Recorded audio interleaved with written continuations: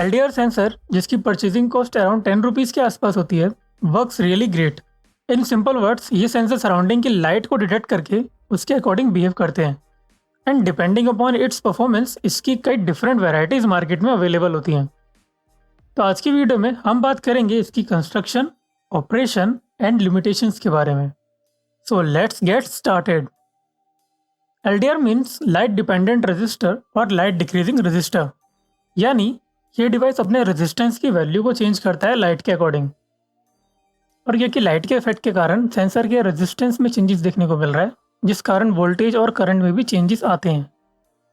तो आखिर इस सेंसर के अंदर ऐसा क्या है कि लाइट के कारण इसके रेजिस्टेंस में चेंजेस देखने को मिल रहे हैं? तो ये राज छिपा है उस मटेरियल के अंदर जिससे ये सेंसर बना हुआ है। और ये मटेरियल होते हैं cadmium sulphide, lead sulphide and lead selenide. और इन सभी मटेरियल से मिलके हमारे एलडीआर टाइप के सेंसर्स बनते हैं। इसके अलावा जर्मेनियम कॉपर एक बहुत ही कॉस्टली मटेरियल होता है, बट इसके रिजल्ट्स बहुत ही एक्स्ट्राऑर्डिनरी होते हैं। जैसे कि इस तरह के मटेरियल का इस्तेमाल स्पेशली इंफ्रारेड एस्ट्रोनॉमी में या फिर इंफ्रारेड स्पेक्ट्रोस्कोपी में होता है।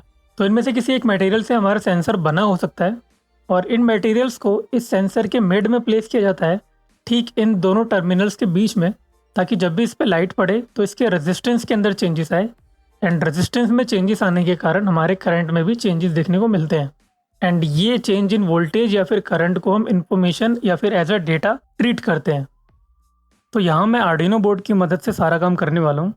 एंड यहाँ इस डेटा को जनरेट करने के लिए मैंने इस सेंसर के across red and black wire को अटैच किया है, जिसके थ्रू मैं आर्डिनो बोर्ड की मदद से 5 volt from red wire and ground from black wire दे रहा हूँ। एंड यहाँ ग्रीन वायर से जनरेट हुआ डेटा आर्डिनो माइक्रो कंट्रोलर के अंदर जाएगा। तो आर्डिनो बोर्ड को ये समझाने के लिए कि इस डेटा को कैसे ट्रीट करना है, मुझे इसे कुछ कोड्स भी देने होंगे, जिसके लिए मैंने आर्डिनो और लैपटॉप को आपस में यूएसबी के जरिए कनेक्ट कर दिया है। एंड कुछ कोड्स को टाइप करने के बाद ये सभी कोड्स एज अ कमांड इस वायर के जरिए होते हुए आर्डिनो माइक्रो कंट्रोलर के अंदर सेव हो जाएंगे। तो अब हमारे आर्डिनो बोर्ड के माइक्रो कंट्रोलर को अच्छे से पता है कि किस तरह से इस डेटा को ट्रीट करना है। और अब कोड के जरिए ये जो डेटा इस माइक्रो कंट्रोलर के अंदर जा रहा है, ये उसके बिहेवियर को समझते हुए ट्रांसमिट करेगा वायर के जरिए हमारे लैपटॉप स्क्रीन के ऊपर, जो कि आप यहाँ सीरियल मॉनिटर के अंदर देख सकते हो। यहाँ पर वैल्यू जितनी ज़्यादा बड़ी होगी, दैट मीन्स कि सराउंडिंग में उतना ज़्यादा ब्राइटनेस है। एंड वैल्यू 0 के जितने नियर होगी, दैट मीन्स कि सराउंडिंग में उतनी ही ज़्यादा डार्कनेस है, यानी अंधेरा है। तो इसको चेक करके देखते हैं। आप सीरियल मॉनिटर की तरफ ध्यान से देखना कि इसके डेटा किस तरह से फ्लक्चुएट करेंगे। और अभी आप ये क्लियरली देख सकते हो कि रूम में लाइट होने के कारण इसकी वैल्यू अराउंड 700 आ रही है। एंड जैसे ही मैंने रूम में अंधेरा किया, इसकी वैल्यू तुरंत ड्रॉप होकर 0 के नियर चली गई। तो यहाँ इस टेस्ट को देखने के बाद आपको ये क्लियरली कंफर्म हो गया होगा कि ये एलडीआर लाइट को बहुत ही अच्छे से सेंस कर लेता है। सो ये तो बात हो गई इन लाइट की। अब आते हैं एक्सपेरिमेंट नंबर 2 पर, जिसमें हम देखेंगे कि क्या यह सेंसर अलग अलग कलर को भी सेंस करके डिटेक्ट कर सकते हैं या नहीं। इस एक्सपेरिमेंट को करने के लिए मैंने अलग अलग कलर्स की स्ट्रिप्स को लिया है। एंड इन कलर्स को डिटेक्ट करने के लिए मुझे इस सेंसर को लाइट के डायरेक्शन से अपोजिट करना होगा। तो मैं इसे नीचे कर देता हूँ। अब इसके नीचे कलर स्ट्रिप्स को रखने पर क्या होगा, इसको समझते हैं। लाइट वेव ऊपर से आते हुए जब इस सरफेस से टकराएंगी, तो यह कलर सरफेस इसकी कुछ एनर्जी को एब्जॉर्ब कर लेगा एंड बची हुई वेव्स इससे रिफ्लेक्ट हो जाएंगी। एंड यही रिफ्लेक्टेड रेज हमारी आंखों पर भी पड़ती हैं, जिसके कारण हमें पेपर्स का कलर अलग अलग दिखता है, जो कि इस केस में ब्लू है। एंड ये सेंसर भी इस वेव को सेंस करने की एबिलिटी रखता है। रीड करने पर आप सीरियल मॉनिटर की तरफ ध्यान से देखना कि इसकी रीडिंग कितनी आ रही है।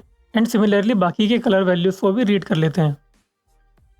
रीड करने पर क्लियरली दिख रहा है कि ये रीडिंग कितनी ज़्यादा इनएक्यूरेट है, मतलब डिफरेंस ज़्यादा दिख नहीं रहा। तो ये सेंसर कलर्स को कैसे पहचानेगा, जबकि ऐसे कई प्रोजेक्ट्स होते हैं जो कलर्स को बहुत ही अच्छे से डिटेक्ट कर पाते हैं। तो यहाँ क्या प्रॉब्लम आ रही है एंड इसे इम्प्रूव कैसे किया जाए, इसे नेक्स्ट पार्ट में समझेंगे। फिलहाल के लिए आप यहाँ ब्लैक एंड वाइट कलर के रीडिंग्स को बहुत ही क्लियरली देख सकते हो कि इनके बीच में कितना डिफरेंस है। एंड इसी कारण मोस्टली पाथ फॉलोइंग रोबोट्स के project black and white strips के ट्रैक पे बनाए जाते हैं। एंड वाइट कलर की मैक्सिमम रीडिंग इसलिए इतनी ज़्यादा आ रही है क्योंकि ये सारी एनर्जीज को रिफ्लेक्ट कर देता है, कुछ भी एब्जॉर्ब नहीं करता। एंड ब्लैक की रीडिंग इसलिए इतनी ज़्यादा लो आ रही है क्योंकि ये सभी वेव्स की एनर्जी को अपने अंदर एब्जॉर्ब कर लेता है। ब्लैक कलर के एब्जॉर्बिंग नेचर के कारण ही गर्मियों के समय में कोई भी ब्लैक सरफेस बहुत ही जल्दी गर्म हो जाते हैं as compare white surface. So overall white and black को रीड करना बहुत ही आसान होता है। Now experiment number 3। इसमें मैं हीटिंग एलिमेंट को LDR के क्लोज लेकर जाऊंगा एंड लेट्स सी कि क्या हीट के कारण इसकी वैल्यूज में कोई चेंजेस देखने को मिलता है या नहीं। And you have 5 seconds to answer this in comment. चाहो तो पॉज कर लो। तो आंसर ये है कि नहीं, वैल्यूज में कोई भी चेंजेस देखने को नहीं मिलता है। एंड ऐसा क्यों हो रहा है एंड वाई कलर स्ट्रिप्स की रीडिंग इनएक्यूरेट है, इन सभी आंसर्स को सोचो अपने माइंड में and try to figure out and answer in comment. तो आज के लिए बस इतना ही। कुछ और एक्सपेरिमेंट्स बच गए हैं जिनको नेक्स्ट पार्ट में करेंगे, एंड हो सका तो नेक्स्ट पार्ट या फिर उससे अगले पार्ट में LDR से रिलेटेड जितने भी सर्किट डिज़ाइन हैं उनको हम समझेंगे, खुद से डिज़ाइन करेंगे using micro controller and without micro controller. And फिर मिलते हैं नेक्स्ट वीडियो में। Learn as much as you can and god bless you all.